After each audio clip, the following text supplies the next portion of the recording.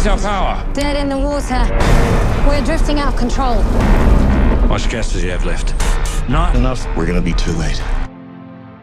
In Alex Parkinson's Last Breath, a thrilling and gut-wrenching narrative unfolds as we follow the true story of a diver stranded on the ocean floor, struggling against time and the deep to survive.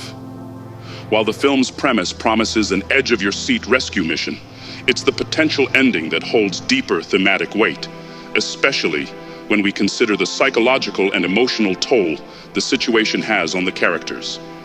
The ending might not simply be about whether or not Chris Lemons, played by Finn Cole, survives, but rather what his experience teaches the audience about the fragility of life, the limits of human endurance, and the transformative power of near-death experiences.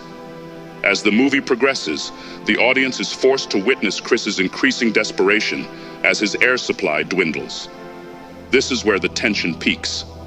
Not only is Chris's physical survival in question, but so is his mental endurance. The film may play with the idea that surviving such an ordeal is not just about the technicalities of rescue, but about a deeper internal battle. If we consider the ending as a metaphor for the human condition, it's possible the film will end with Chris's eventual realization that, in some ways, he is powerless against the vastness of nature. While the characters around him, like Duncan Alcock, Woody Harrelson, and Captain Andre Jensen, Cliff Curtis, scramble to save him, there's an undeniable sense of fate looming over the entire situation. Chris's survival could be framed as less about human action and more about chance, with the ocean and the life-threatening conditions serving as an unrelenting force of nature. But what if the film's ending isn't so much about whether or not Chris survives, but rather about how he survives? If we follow this theory, the ending could focus on Chris emerging from the ordeal with a profound transformation, physically and psychologically. Having faced near certain death, Chris might return to the surface not just as a survivor, but as someone irrevocably changed. The sense of triumph over death could be secondary to the emotional and existential shift he undergoes.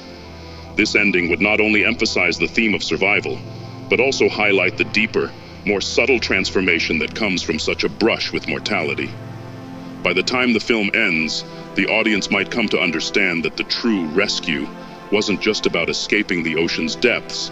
It was about confronting the deepest fears of mortality, surrender, and resilience. In conclusion, the ending of Last Breath could ultimately challenge the audience's expectations of survival thrillers. Rather than focusing solely on the mechanics of rescue, the film may leave us with a more poignant message about the nature of survival itself. It might suggest that survival is not just about escaping death, but about how we choose to confront and live with the experience of near death. In a world where the fight for survival often comes down to seconds, Last Breath could be a meditation on what it means to truly live, not just endure.